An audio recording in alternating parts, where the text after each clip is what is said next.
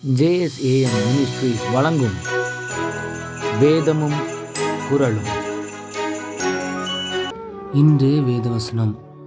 நேச அனலை காண்பிக்கிற உதடுகளோடு கூடிய தீய நெஞ்சம் வெள்ளிப்பூச்சு பூசிய ஓட்டை போலிருக்கும். குறள் இப்படியாய் சொல்லுகிறது: மனத்தது மாசாக மாண்டார் நீராடி மறைந்தொழுகு மாந்தர் பலர். இதனுடைய விளக்கம் என்னவெனில், மனம் முழுக்க இருட்டு, வெளியே தூய நீரில் குளித்து வருவர் போல் போலி வெளிச்சம், இப்படி வாழும் மனிதர் பலர் இருக்கின்றனர். வேதவசனம் இப்படியாய் சொல்லுகிறது: பகைஞன் தன் உள்ளத்தில் கபடத்தை மறைத்து தன் உதடுகளினால் சூது பேசுகிறான். சிந்தனைக்கு: மனிதன் முன்பு வேஷம் போட்டு ஏமாற்றி விடலாம், ஆனால் தெய்வத்திடம் அது பலிப்பதில்லை. ஜெபிப்போம். இரக்கமுள்ள பிதாவே, இந்த நாளுக்காக உமக்கு நன்றி.